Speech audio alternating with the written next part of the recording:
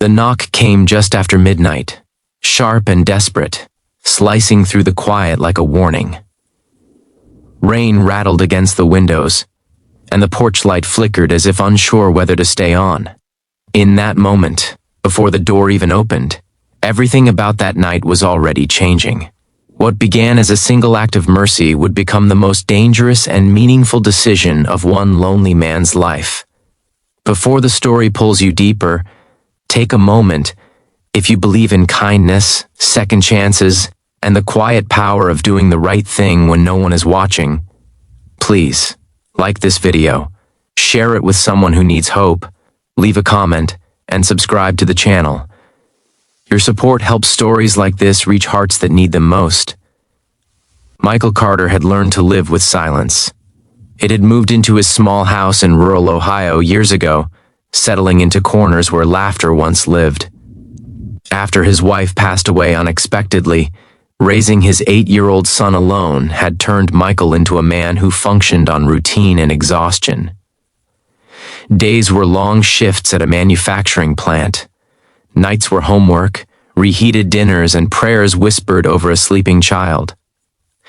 Loneliness became something he carried like a second spine, painful but holding him upright. He never expected anyone to come knocking on his door that night, least of all someone who looked like trouble wrapped in fear. When Michael opened the door, the woman standing there was soaked, shaking, and bleeding from a cut just above her eyebrow. Her name, he would later learn, was Rebecca Moore. At that moment, all he saw was a stranger whose eyes held the raw terror of someone running from something far worse than the storm. Michael's instincts screamed caution.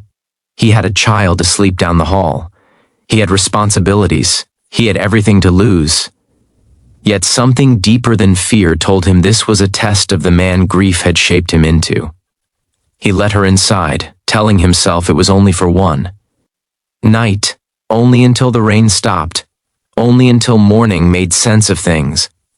Rebecca collapsed onto a chair, drenched and exhausted, while Michael wrapped a towel around her shoulders and cleaned the cut on her face with hands that trembled more than he wanted to admit. She spoke very little, but what she didn't say filled the room with tension. Outside, a car engine idled briefly down the road, then disappeared.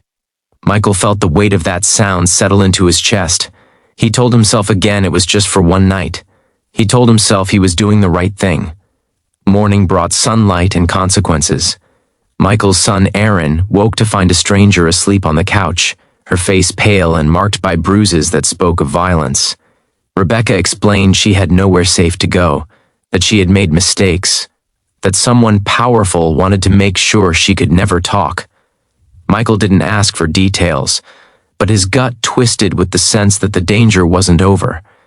Every news report, every passing siren, made his heart race. He had lived quietly for years, but now fear had found his address. Over the next few days, Michael learned pieces of the truth. Rebecca had been an accountant for a non-profit organization in Illinois that was laundering money for a criminal network. When she discovered the fraud and tried to report it, the people involved decided silence was cheaper than justice.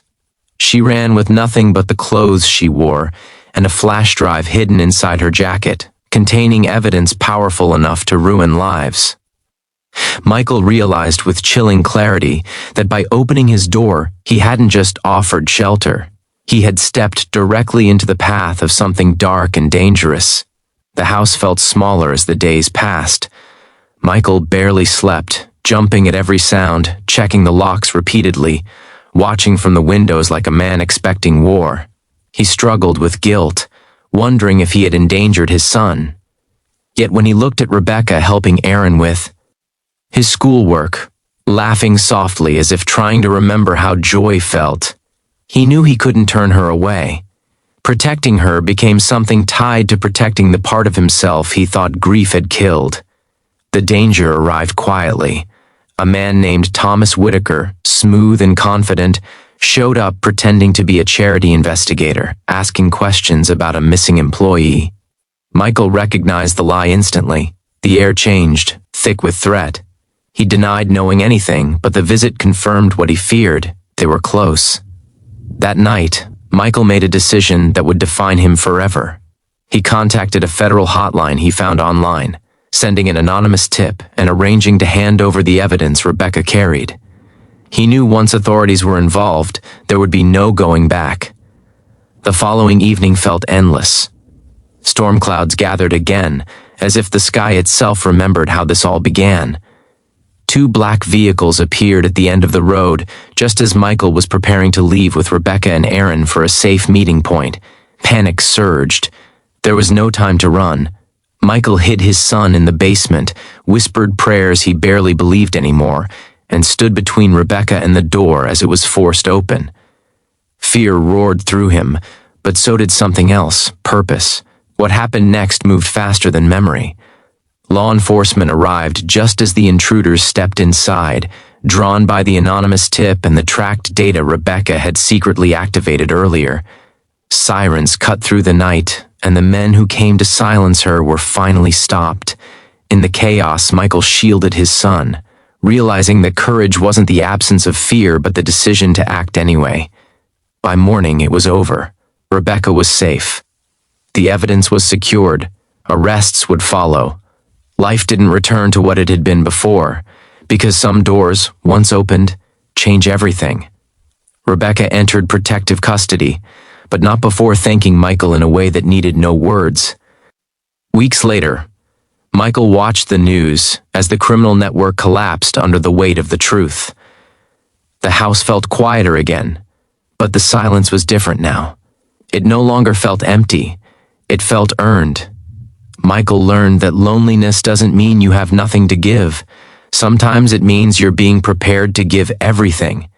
He found himself more present with Aaron, more open to the world, understanding that kindness isn't safe, but it is necessary.